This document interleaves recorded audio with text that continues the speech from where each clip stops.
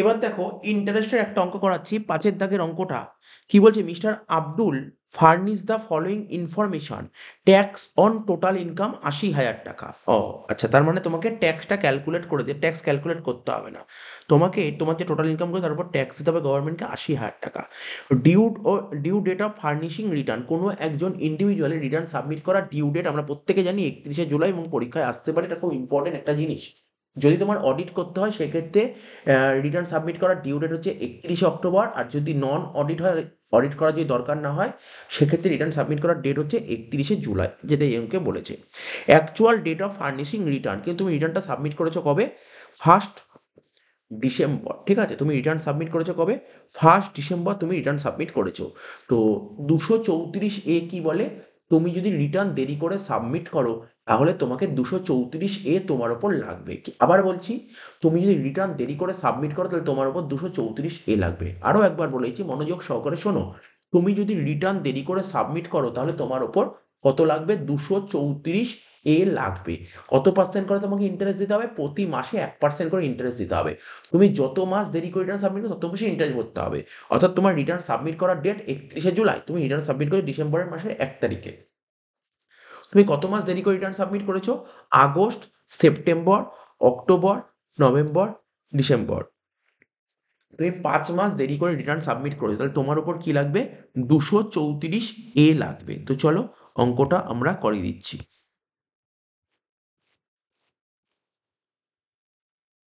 দাগ নাম্বার কত দেখে নাও অঙ্কের। অঙ্কের দাগ নাম্বার হচ্ছে 5।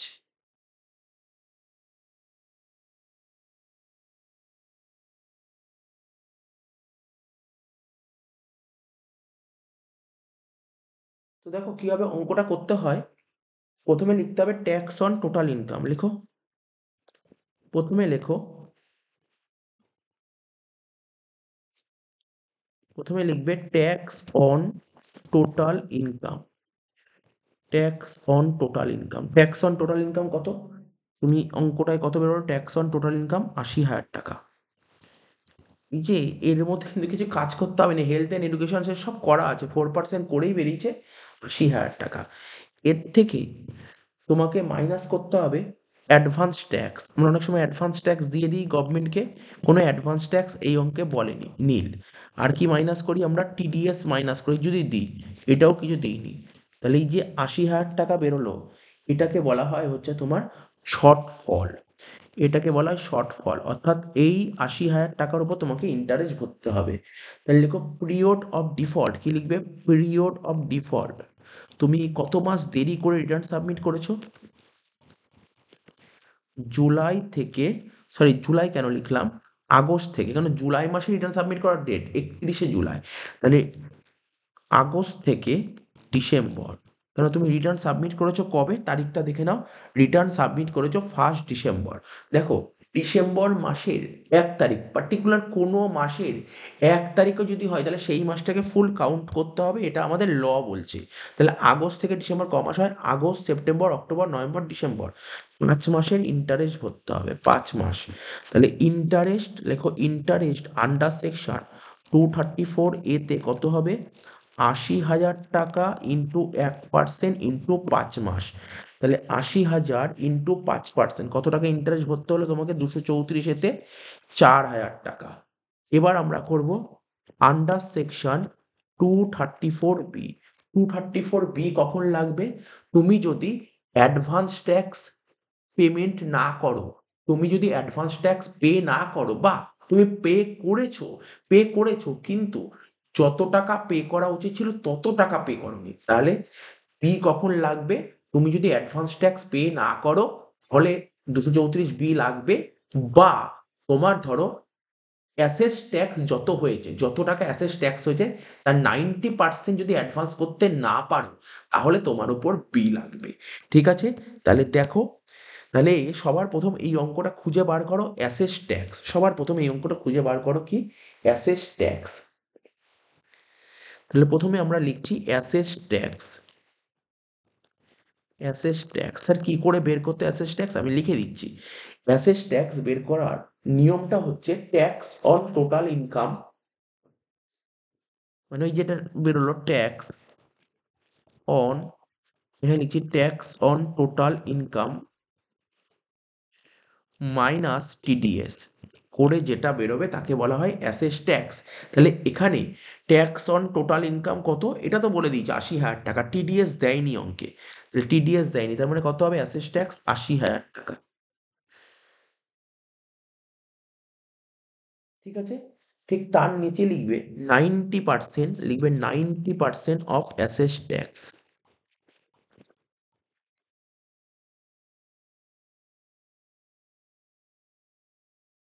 90% অফ অ্যাসেস ট্যাক্স, তাহলে অ্যাসেস ট্যাক্সের 90% মানে ৮০,০০০-এর 90% করলে কত হচ্ছে, খুব সম্ভবত ৭২,০০০ টাকা হচ্ছে। ৮০,০০০-এর 90% করলে হয় তোমার ৭২,০০০ টাকা।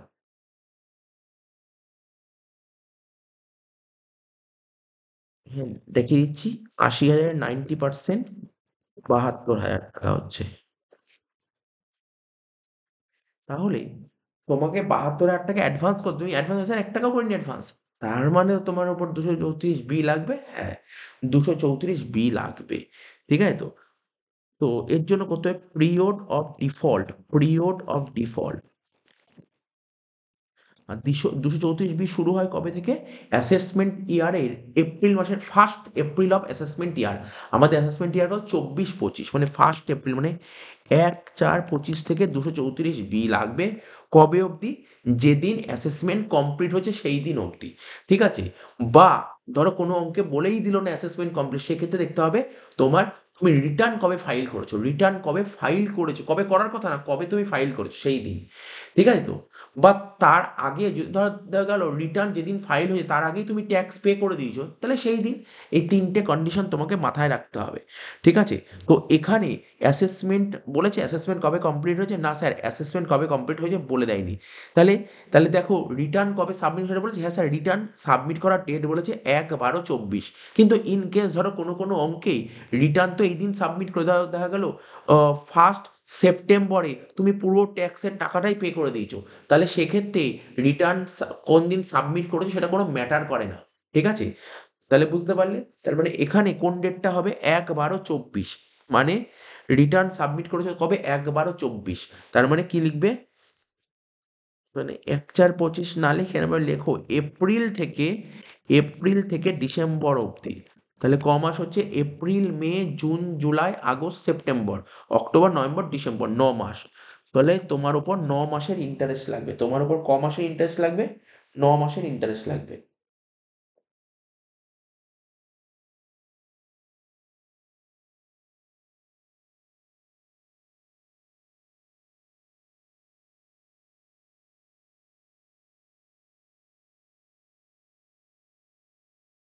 তাহলে ইন্টারেস্টটা কার উপরে এবার বের করো, শর্টফল, মানে তোমাকে ৮০,০০০ টাকা ট্যাক্স পে করতে, তুমি ১ টাকাও দাওনি, তাহলে শর্টফল কত হলো, ৮০,০০০ টাকায় শর্টফল হলো।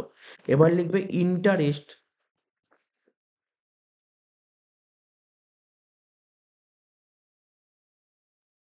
আন্ডার সেকশন 234 বি, কত হবে, ৮০,০০০ টাকা ইন্টু ১% ইন্টু ৯ মাস, তাহলে ৮০,০০০ টাকা ইন্টু ৯%, মানে ৭,২০০ টাকা তোমাকে ইন্টারেস্ট দিতে হলো। বি হয়ে গেল, ২৩৪ বি হয়ে গেল। এবার করব আন্ডার সেকশন 234 সি।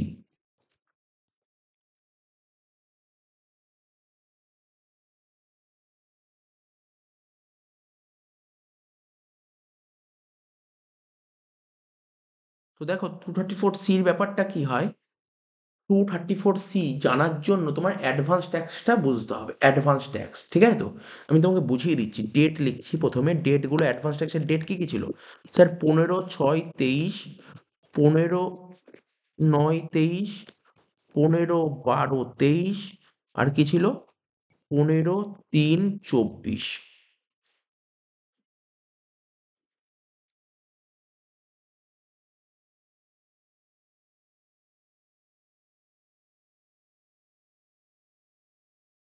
এবার লিখবে অ্যামাউন্ট পেবেল, এখানে লিখছি অ্যামাউন্ট পেবেল, এখানে একটা কথা লিখতে হবে, amount payable as advance tax. তাহলে তোমার অ্যাডভান্স ট্যাক্স কত টাকা পে করার কথা, ঠিক আছে? তো তোমার অ্যাডভান্স ট্যাক্স কত টাকা পে করার কথা সেটা তোমাকে বের করতে হবে, এখানে লিখতে হবে অ্যাডভান্স ট্যাক্স কত টাকা পে করার কথা। মানে ব্যাপারটা দেখো, কত টাকা তোমার অ্যাডভান্স ট্যাক্স পে করার কথা। তাহলে অ্যাডভান্স ট্যাক্স কি করে বের করতে হয়? অ্যাডভান্স ট্যাক্স যেহেতু তোমাকে আগে অ্যাডভান্স ট্যাক্স চ্যাপ্টার আমরা শিখেছি, ঠিক আছে? তো তো তোমার ট্যাক্স পে করার কথা ৮০,০০০ টাকা, তোমার ৮০,০০০ টাকার ট্যাক্স পে করার কথা। তুমি তো ১ টাকাও অ্যাডভান্স করোনি, যেমন পুরো টাকাটাই তোমাকে দিতে হবে, পুরো টাকাটাই তোমাকে দিতে হবে। তাহলে এই যে ৮০,০০০ টাকা বেরোলো না, এই যে তোমার যে ৮০,০০০ টাকা বেরোলো, তার ওপর প্রথম ইনস্টলমেন্ট কত হয়? ১৫%, তারপরের ইনস্টলমেন্ট হবে ৩০%, তারপরের ইনস্টলমেন্ট হবে ৩০%, তারপরের ইনস্টলমেন্ট হবে কত পার্সেন্ট? ২৫%। এই টাকাগুলো দেওয়া উচিত। মানে তোমার প্রথম ইনস্টলমেন্টে ৮০,০০০ 15% দেওয়া উচিত, সেকেন্ড ইনস্টলমেন্টে ৩০% দেওয়া উচিত, থার্ড ইনস্টলমেন্ট এই টাকাটা দেওয়া উচিত, ফোর্থে এই টাকাটা দেওয়া উচিত।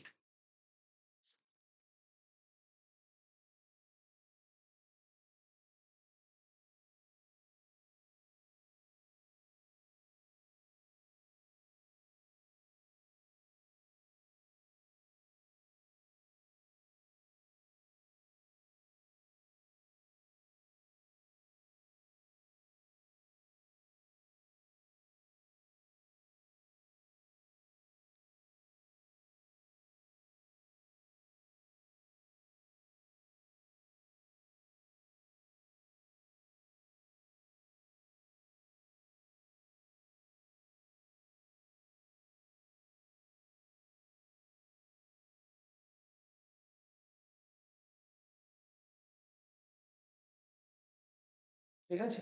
তোমাকে কত টাকা পে করা হয়? প্রথম বিষয় ১৫%। এই ১৫% কোন ভ্যালুর ওপর হয়? ১৫% কোন ভ্যালুর ওপর হয়? জেনারেলি ১৫% তোমার অ্যাসেস ট্যাক্সের ওপর হয়, অ্যাসেস ট্যাক্সের ওপর হয়, ঠিক আছে? অ্যাসেস ট্যাক্সের ওপর এই টাকাটা হয়, ঠিক আছে তো? তো অ্যাসেস ট্যাক্স মানে ওই তুমি বুঝতেই পারছো অ্যাসেস ট্যাক্স কাকে বলে?